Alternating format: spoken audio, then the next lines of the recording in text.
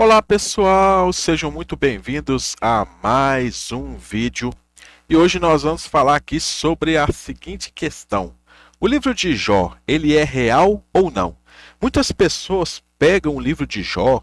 Eu já vi pregadores utilizarem, falarem ali do livro de Jó, né, do Redentor e etc e tal, e colocarem ali a figura do sofrimento. Ah, irmão, porque você está passando por um momento difícil, mas tenha fé. Lembre-se de Jó, porque Jó passou, perdeu tudo e etc e tal, e você sabe, e nós conhecemos essa história que fala que ele recuperou e teve tudo em dobro, e eles utilizam isso como uma regra de fé absoluta. Mas será que o livro de Jó, ele realmente veio por inspiração divina? Ou será que ele é um livro que foi plagiado como muitos outros que estão na Bíblia e que eu já venho mostrando aí há muito tempo para vocês aí? Se você quer saber a respeito deste tema, eu gostaria de convidar você, vem comigo aqui até o final, mas antes não deixe de se inscrever aqui no canal, vai rapidinho, se inscreve, ativa o sininho, você vai ficar por dentro das novidades colocadas aqui semanalmente, tá? Então nós vamos aqui para o nosso material, olha só para você ver, datação do livro de Jó. Atribuído pela tradição rabínica a Moisés, atualmente concorda-se que o livro foi escrito entre os séculos 7 e 4 a.C., com o século 6 a.C., despontando como uma data mais provável por diversas razões. O autor anônimo certamente era um israelita, mesmo ele tendo estabelecido sua história fora de Israel, no sul de Edom ou no norte da Arábia, e feito alusões a lugares tão distantes quanto a Mesopotâmia e o Egito. Segundo o profeta do século 6 a.C., Ezequiel, Jó era uma pessoa antiga reconhecida pela sua justiça, e o autor do livro escolheu esse herói lendário para sua parábola. A linguagem de Jó se destaca pelo estilo conservador e pelo excepcionalmente grande número de palavras e formas sem paralelo na Bíblia. O estudioso judeu do século XII, Ibn Ezra, né, concluiu que o livro deve ter sido escrito em outra língua e foi depois traduzido para o hebraico. Estudiosos do século XX procuraram o original em aramaico, árabe ou edomita, porém, uma análise mais próxima sugere que as palavras ou formas estrangeiras são afetações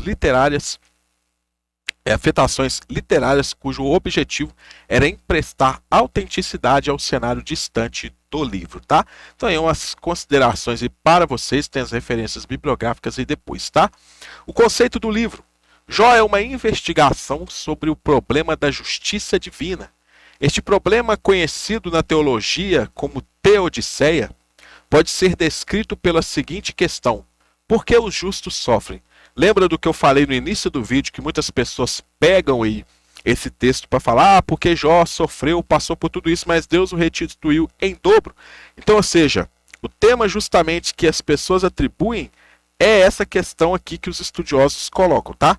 A resposta convencional em Israel na época era que Deus recompensa a virtude e pune o pecado, um princípio conhecido como justiça retributiva, tá?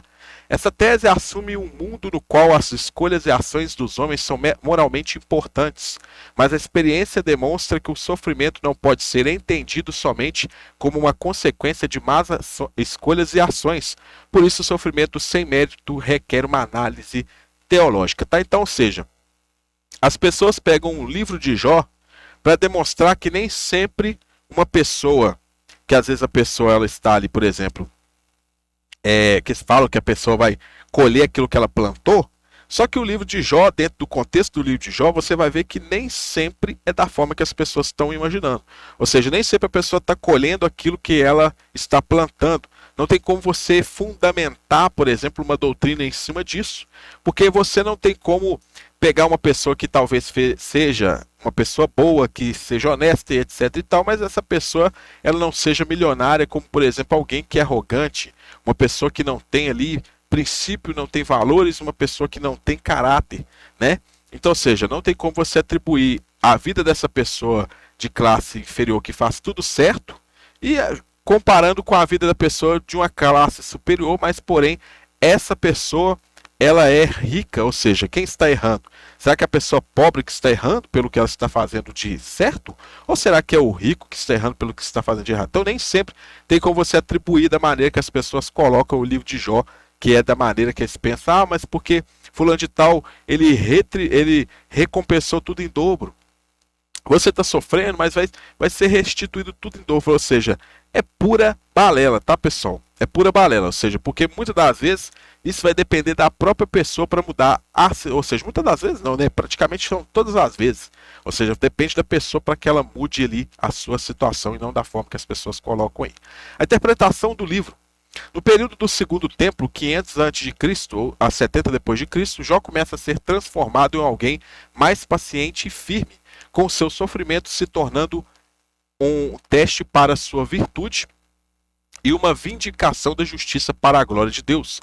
O processo de santificação de Jó começa com a tradução grega da Septuaginta, tá? Lá em 200 a.C.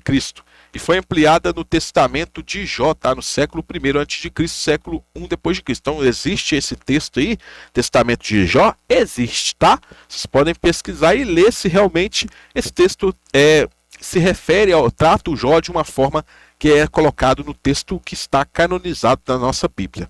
Que faz Jó um herói da paciência nesse texto.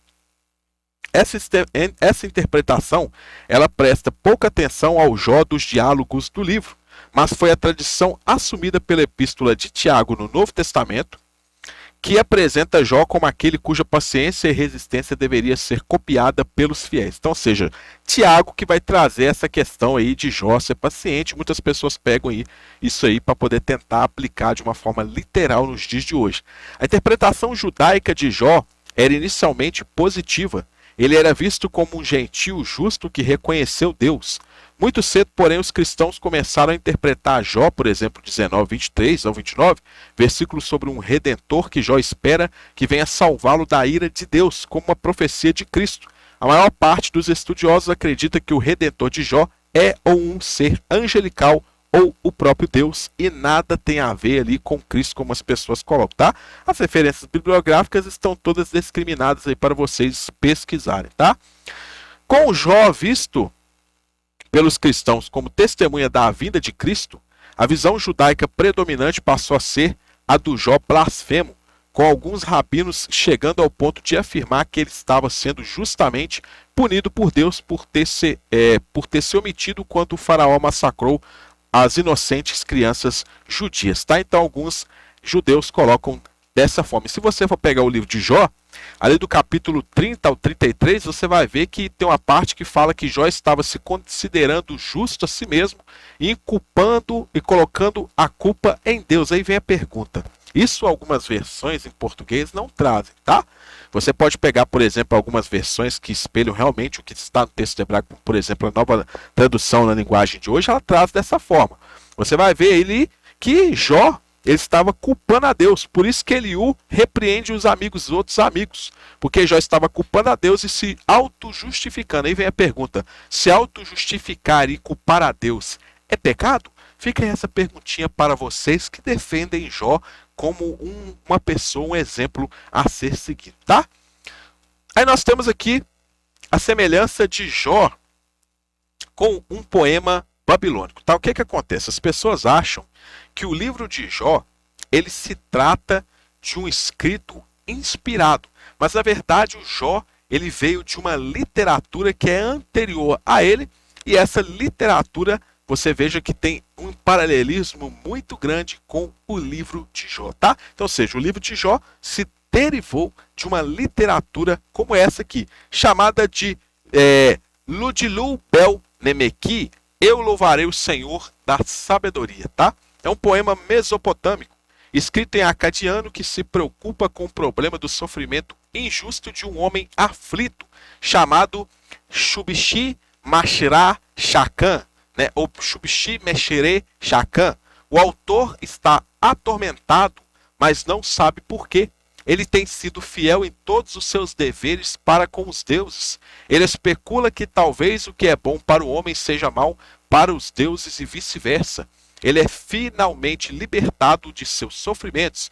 Pensa-se que foi composto durante o reinado de Cassite, rei de Babilônia, que é Marutash, né, 1307 a 1282 a.C., tá? Ou seja, bem anterior, tá?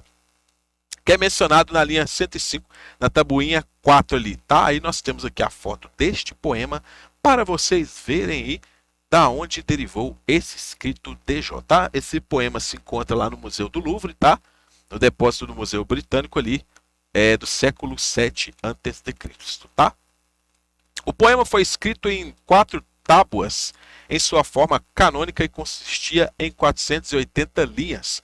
Nomes alternativos para o poema incluem o poema do justo sofredor ou o Jó babilônico, tá? De acordo com William Moran, a obra é um hino de agradecimento a Marduk pela recuperação de uma doença.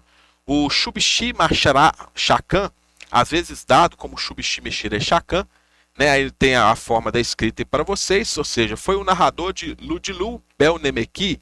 Segundo o texto, ocupava altos cargos, tinha escravos e campos, uma família e falava da cidade como se estivesse sujeita ao seu domínio. Um oficial de mesmo nome aparece em 2 outros documentos datados de seu reinado. Então vamos parar por aqui. Ó. O que acontece? Quando você pega essa história de Jó, ela fala que Jó tinha filhos, ela fala que Jó tinha posses, ela fala que Jó tinha ali servos. Jó era um homem próspero, mas era um homem que estava ali sofrendo ali, né? Começou a perder tudo, sofrer, e depois Deus veio e o recuperou, ou seja, fez com que ele recuperasse os bens em dobro. Você veja que essa ideia, você veja que esse escrito, essa ideia, ela já era existente no período ali de Jó. Ou seja, então quer dizer, o texto bíblico, ele não necessariamente veio por inspiração divina, mas eles pegaram-se essa tradição e adaptaram, ou seja, esse texto, essa história, aos textos bíblicos, tá? Foi adaptado, ou seja, um plágio, né? Praticamente aí do texto bíblico, que muitas pessoas pegam como verdade absoluta. Aí fica complicado, né?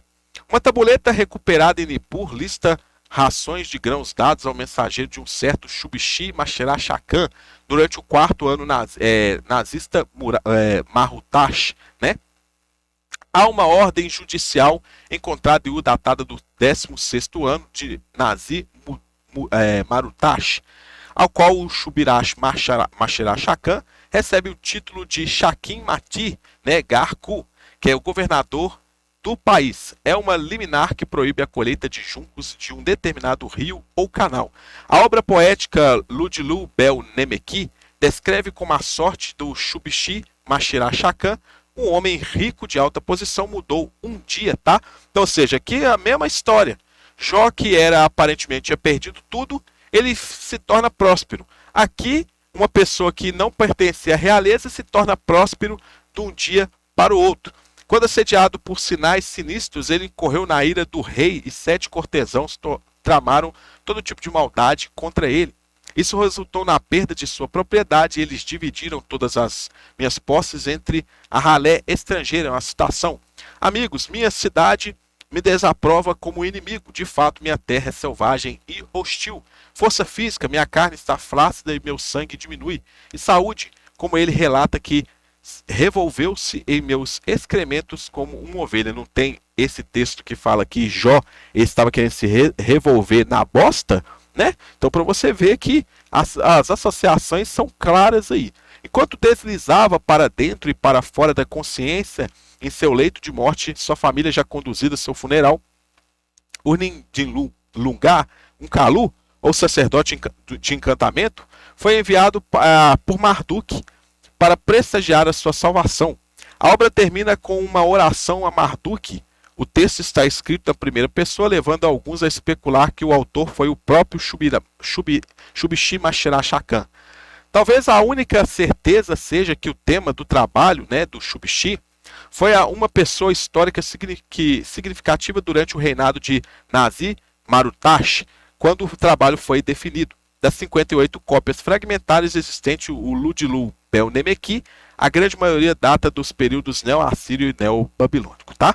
Então está aí para vocês a questão. E aí tem a tradução do texto, ou seja, eu não vou ler para delongar para vocês, ou seja, está as referências bibliográficas aí, e ou seja, o texto está aí para vocês verem. Tem aí 7 páginas esse material, tá? para vocês verem. Então fica aí esse vídeo de hoje, para vocês verem que a questão do livro de Jó, o sofrimento que é colocado ali, não tem nada de inspirado, tá? Ou seja, veio justamente desse cântico aqui, tá? Esse cântico que é chamado de cântico, ou seja, do Senhor da sabedoria, o cântico do sábio, né? Que é um poema mesopotâmico, tá? Não deixe de curtir, comentar, compartilhar esse vídeo. Se inscreva aqui no nosso canal para você ficar por dentro das novidades. Eu desejo a vocês muito sucesso, um grande abraço e até a nossa próxima oportunidade.